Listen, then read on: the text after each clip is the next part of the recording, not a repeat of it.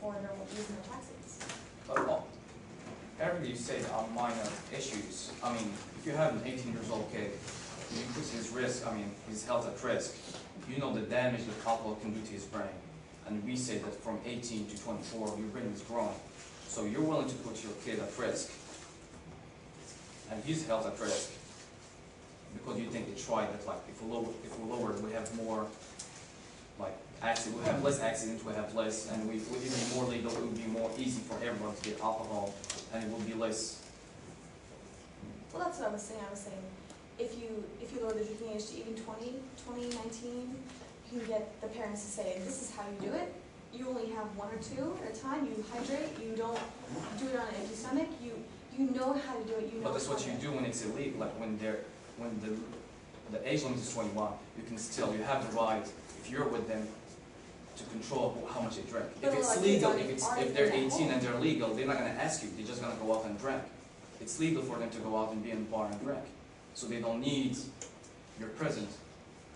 As at 21, when they're like, if the age limit is 21, they have to ask you like to go to any bar. You can go with them, but you're there to control what they do and how much they drink. They cannot buy a drink if you're not there.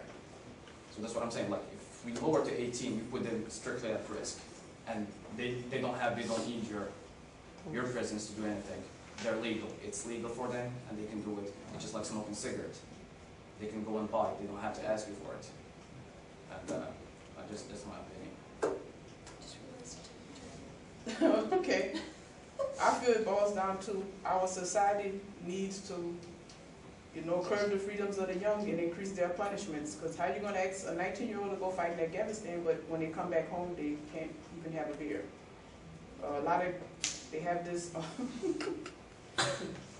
presidents of 135 colleges have asked to lower the drinking age because it hasn't stopped binge drinking, and it makes it a forbidden fruit. And I think you should teach them at least to do it in moderation instead of, burdening people. And because how many times throughout the year you see these news stories where you see young people who went out somewhere and end up dying from alcohol poisoning, drinking 5, 10, 15 drinks because they don't know moderation or nobody's taught them, so they go sneaking away. Well, first of all, colleges are trying to lower the drinking age so they can avoid responsibility for when 19 or younger students get a hold to alcohol.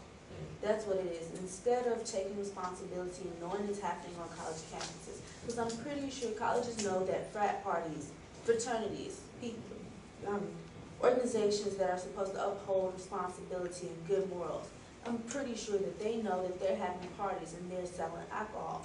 So why is it to go bust a frat party and know that there will be underage people drinking? So the thing is,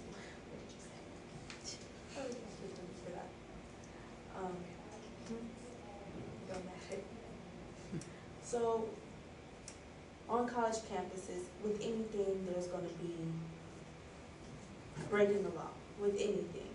And even if they're allowed to fight and everything, this isn't about fighting or anything, this is about safety. At 18, your choices aren't as good. Due to brain development and other factors, your decision-making isn't that great. And add alcohol to the mix, it's not that great. You don't want people who are still technically teenagers having this kind of substance and possibly hurting others. Actually, I mean, worse than that. When you lower the drinking age, it would give the high schoolers and middle schoolers access to alcohol, which means new legal drinkers often purchase alcohol for their underage peers. Which you're talking about, we're not going to be dealing with the 18 and 21 drinking. You're going to be dealing with the 15 from the 13, 12, 13, 14, 15 years old drinking. And that's really where the damage is. When you have those 18 years old buying for their younger peers alcohol. And that's what has serious problems. I mean, like I said, medically, socially, economically. I mean, forget about all of it, just like health-wise. I mean, 13 years old drinking, that just, it will have serious impact in their brain and their growing, I mean, nutrition and growing, like their brain growing. Anything that points though? Yeah, that's not necessarily true. PowerPoints or anything? No. Well, I thought you said we can't have any PowerPoints, right? We wanted to show a YouTube video when we got finished. Yeah, we have videos. reality is that a lot of the people drinking that are illegal right now aren't 13 and 15-year-olds, they are 18 to 20 years old. And I think if we... But that's what the reason is because like the limit is 21. So they buy for the younger people, which is 18 and 20. But if we do 18 as the legal But age, 13 they and will buy 15-year-olds for aren't even interested in drinking as much as 18 to 20 years 13 old. and 15-year-olds 13, are 15 years old. extremely impressionable. They're They impressionable, get yes. they get Any manipulated very especially easily. seeing older peers do something, anything can get to them and get in their head. It can be seen as good as popular. 13, 14, 16-year-olds are extremely impressionable. Even 18-year-olds are impressionable. There's mostly in the teenage years, there's that point where they want to be liked or accepted. So therefore, giving drinks to 18-year-olds who already think it's cool, who already might be getting it from 21-year-olds, it'll give the idea to 16, 15, 14-year-olds, okay, that's cool, so maybe I should get into it. So you definitely don't want to put it down, because just like you said, 18-year-olds are getting it from 21-year-olds who are getting it to 19 and 20. So now you want to put it in 18-year-olds' hands so they can give it to 13, 14, 15-year-olds. The truth is, like, forget about all the data and everything. When you were 15 or 14, I mean, how many kids you know they were trying to drink small? I know. But that's a parent problem. The parents the need thing to But about- come I down mean, here. they did about exist. I mean, I'm not saying they did I exist, didn't Well, get the to thing run is wild about when I was that, the 14 or 13 15. Yeah, well, the but thing it's about hard that, for them because like even the 18 can't get it, so it's for them it's impossible. well, the thing about that is 13 to 15-year-olds, they can't drive, they can't vote, they can't do really anything. So you're still under the watch of your parents, pretty much, and so the parents are just gonna say, what are you doing? Why are you drinking? And they're gonna, they're gonna try to put a stop to that. As of 18 and 20-year-olds, they're gonna say, oh, they're adults. So I'm not saying that they're gonna be like okay with it, but it's a bigger chance that they're gonna do it in secret because they can drive, they can get people to cover it for them more than a 13 or 15-year-old. Okay, and I seen in my research, I found one article called Drinking Alcohol Damages the Teenage Brain by Dr. David Hansen. And they have on here, there's neither evidence nor any reason to even suspect that members of these groups are brain impaired compared to those societies who do not permit young people to consume alcohol. There are always to be absolutely no evidence whatsoever that the light or moderate consumption of alcohol by persons under the age of 21 causes any brain impairment or harm. Okay, I have the effects of alcohol right here, and this is for all ages. In low doses, you have a relaxing effect, you reduce tension, you slow your reflexes. This all has to be compared to the brain. This is at any age. Maybe the effects of it will lower as you get older, or maybe your tolerance of alcohol will, be heightened or something. But still, any amount of alcohol can definitely impair somebody's abilities.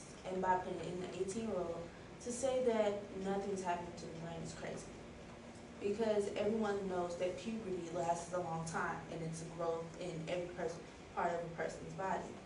And most puberty ends around 18, 19, the latest ends at 25.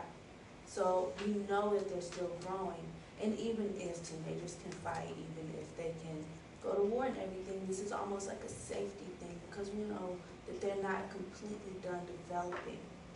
We know that giving them this alcohol could possibly screw them up for good, and definitely giving the alcohol to someone in an earlier age gives them more of a chance of developing alcoholism or alcohol abuse.